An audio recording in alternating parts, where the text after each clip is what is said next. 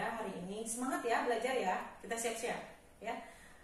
Pelajaran hari ini kita akan membahas tentang apa saja yang akan kalian amalkan dalam nilai-nilai Pancasila. Yang kedua, kita akan mengenal letak negara Indonesia secara geografis. Dan yang ketiga, kita akan lebih mengenal lagi apa itu kalimat utama dan apa itu kalimat penjelas. Ya, siap? Sebelum kita belajar, kita akan bertepuk tangan ya, bertepuk PPK namanya. Jadi ini tepuk ini adalah untuk kita lebih semangat dalam mempelajari tematik ya. Kita siap-siap ya. Kalau yang lupa lagi, ayo kita lihat cara-cara ibu. Pertama, tepuk PPK. Ya, siap-siap, nanti ibu akan tepuk tangan. Religius, nasionalis, mandiri, gotong royong, integritas. Yeay. Anak-anak bisa?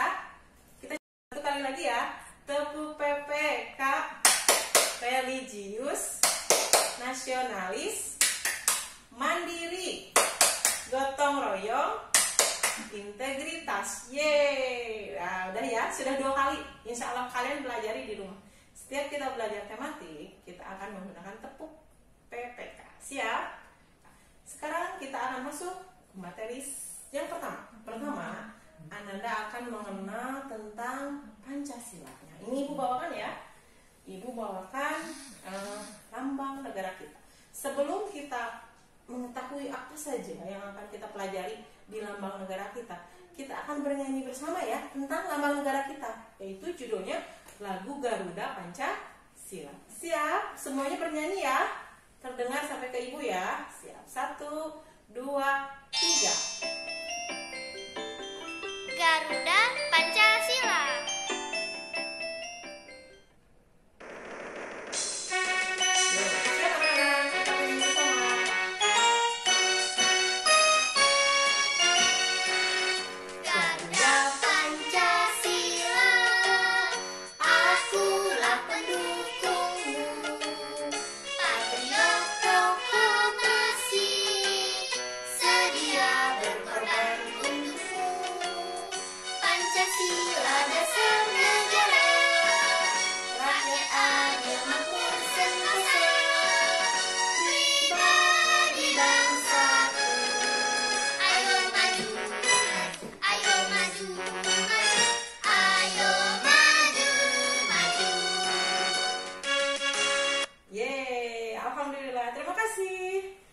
Sudah menyanyi. Wah, ibu tambah semangat nih mengajarnya.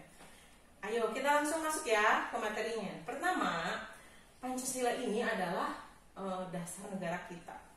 Garudanya lambang negara kita.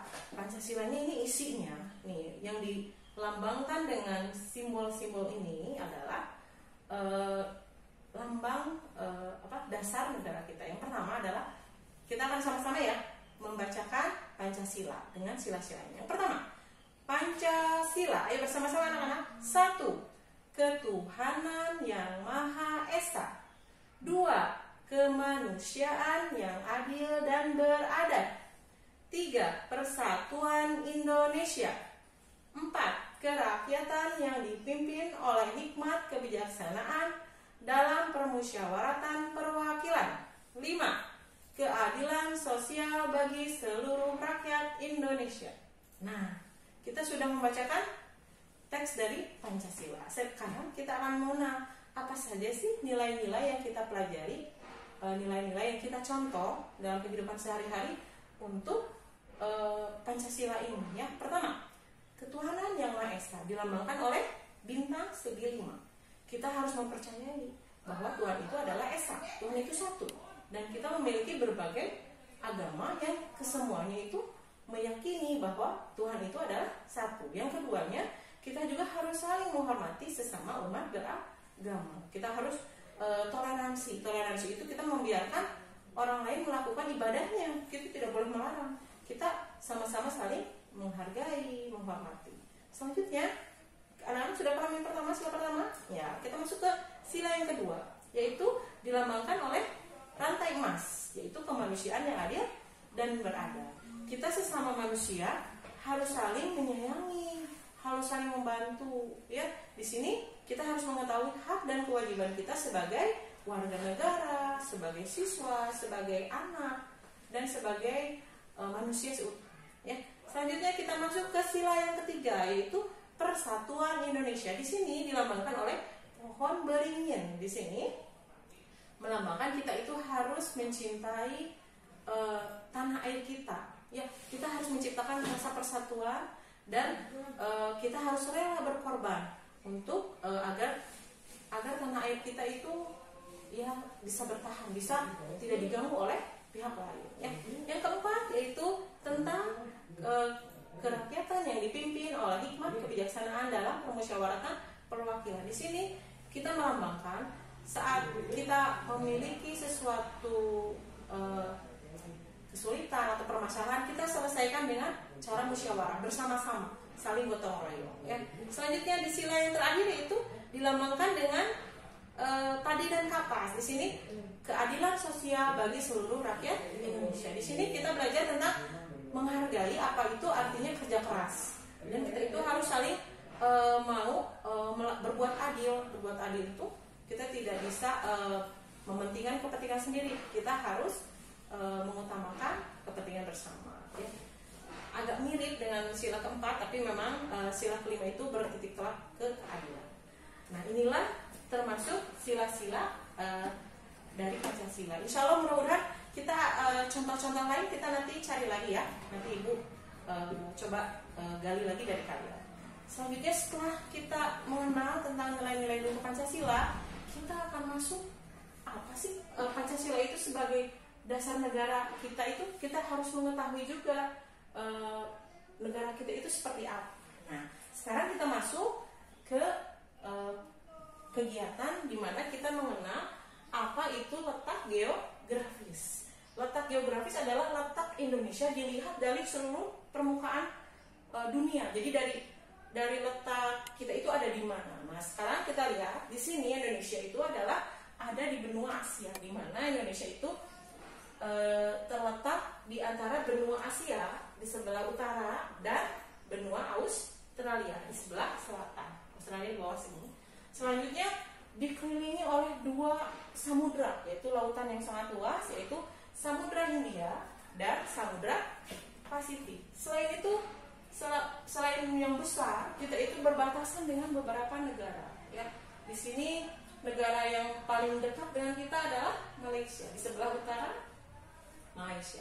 Di sebelah utara, yang ini berbatasan daratan. Selanjutnya di sebelah timur, kita berbatasan dengan Samudra Hindia. Karena kesininya lagi masih banyak negara yang lain. Ya, di sini nanti kita bertemu dengan negara India di sebelah barat. Ya. Selanjutnya di sebelah selatan kita berbatasan dengan Samudra Hindia, dengan Australia, dengan Laut Arafuru, dengan ini Laut Timor. Ini adalah negara selain Australia ada Timor Leste, negara yang berbatasan dengan Timor Leste. Di sebelah timur kita berbatasan dengan Samudra Pasifik dan negara Papua Nugini. Ya. Di sebelah timur juga kita berbatasan dengan Laut Sulawesi dan Laut Filipina. Nah, setelah kita mempelajari tentang letak geografis, maka kita akan memasuki apa Indonesia itu berdasarkan letak astronomis. Apa itu letak astronomis? Kita lihat.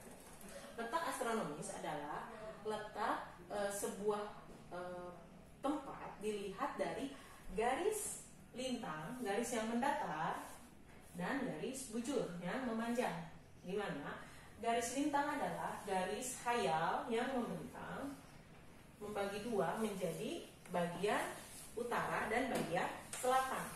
Jadi ada dua bagian belahan bumi, ada bagian utara dan bagian selatan. Indonesia terletak ada tepat di tengah-tengah garis lintang. Itu di sini ada disebutnya garis khatulistiwa yang 0 derajat garis lintang itu tepatnya di kota Pontianak, yaitu di Provinsi Kalimantan Barat. Nah, selanjutnya kita akan mengetahui garis bujur. Garis bujur adalah garis yang menyambungkan dari wilayah bentangan bumi dari wilayah utara, kutub utara dan kutub selatan. Ya.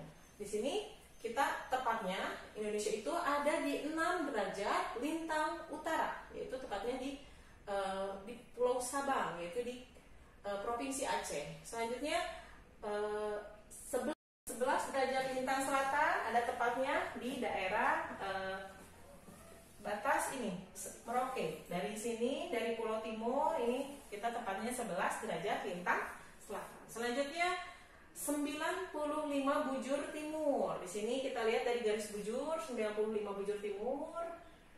Sama masih daerah sini, daerah dekat 6 derajat. Lalu 141 bujur timur juga di daerah sini. Jadi kita terbentang dari Pulau Sabang sampai Merauke. Nah, itulah letak astronomis. Kita ulang ya. Letak astronomis kita adalah 6 derajat lintang utara sampai 11 derajat lintang selatan.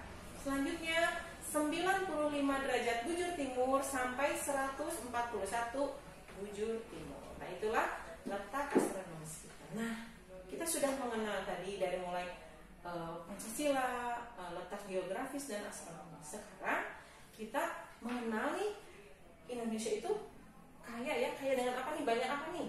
Banyak pulau-pulau. Nah, kita akan mulai belajar tentang menentukan kalimat utama dan kalimat penjelas. Nah, sekarang kalian kan sudah di pembelajaran sebelumnya kalian mengenal tentang ide pokok, menentukan ide pokok dalam suatu paragraf. Nah, sekarang di dalam satu paragraf itu kita terdapat ide pokok di mana di dalam sebuah paragraf itu terdapat kalimat utama yang menentukan kalimat nanti selanjutnya, kalimat selanjutnya itu yang disebut juga kalimat penjelas, kalimat yang mendukung dari kalimat utama. Contohnya, Ibu akan berikan contoh satu buah kalimat utama. Misalnya ini, Indonesia terdiri dari beberapa, atau enggak Indonesia disebut juga negara kepulauan.